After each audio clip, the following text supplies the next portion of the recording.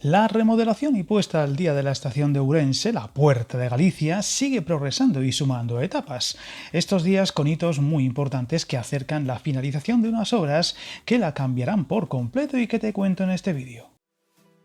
Hace escasas semanas hablábamos en otro vídeo de la inauguración de la Estación de Santiago, que tras importantes obras de remodelación para adaptarla a los nuevos tiempos, abría completamente al público tras muchos meses de convivencia de viajeros, trenes y obreros. Y ahora ha sido la de Ourense, la entrada oficial de la alta velocidad a Galicia, la que ha revelado nuevos avances para su modernización, con pasos como la desaparición de los antiguos depósitos de agua de la vieja estación como uno de los detalles más significativos y evidentes para los orensanos, y que se han sumado a más trabajos de las fases iniciales de una compleja obra de remodelación y ampliación de esta estación intermodal.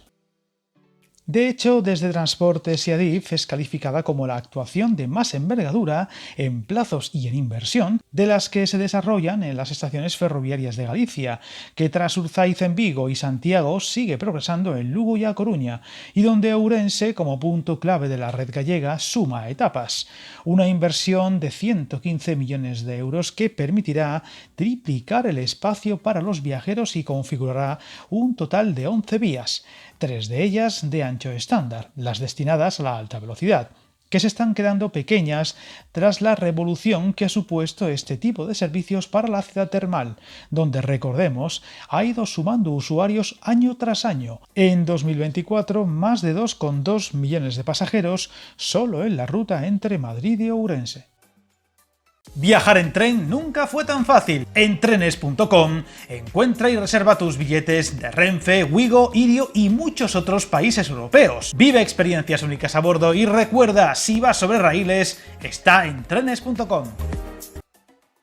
El nuevo complejo ferroviario de esta ciudad tendrá en total un plazo de obras de 73 meses tras sus comienzos en mayo del año pasado, y ya con actuaciones más que evidentes en el pasado otoño con el derribo de las naves de los antiguos muelles de carga de Renfe, un proyecto de la intermodal orensana que prevé la reconstrucción de un nuevo edificio de viajeros, una pasarela peatonal, el cubrimiento de la playa de vías y unas pérgolas en la explanada exterior, estructuras que resolverán el problema más que denunciado por los usuarios de esta terminal de la falta de abrigo cuando llueve y servirían de refugio en el exterior para el sofocante y famoso calor de esta ciudad en verano, donde en la explanada ante la entrada principal a día de hoy no hay nada que evite a taxis o pasajeros el abrasador sol.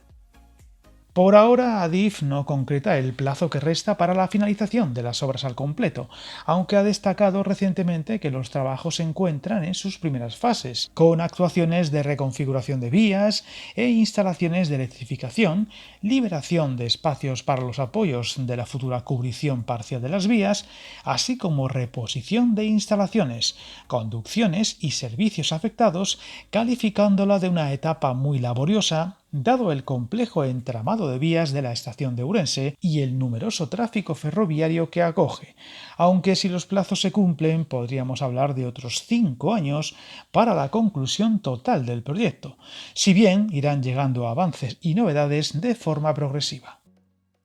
La intermodal orensana se convertirá en un nuevo nodo de la movilidad sostenible en el noroeste del país y responderá al incremento de tráfico asociado a la alta velocidad, la liberalización del transporte ferroviario de viajeros y la modernización de la línea con Monforte de Lemos y Lugo, y donde la transformación de la estación promoverá la integración del ferrocarril en la ciudad y su permeabilidad, al dotarla de un nuevo espacio para los ciudadanos tras la cobertura parcial de las vías y de una nueva pasarela peatonal, en este caso gracias a la solución prevista para conectar mejor los barrios de Aponte y O21, separados por la brecha ferroviaria. Además, preserva y pone en valor el edificio de la estación original y sus elementos históricos, como los murales del vestíbulo, valorándose esta importante construcción como la obra de ingeniería civil de mayor relevancia en la ciudad en las últimas décadas.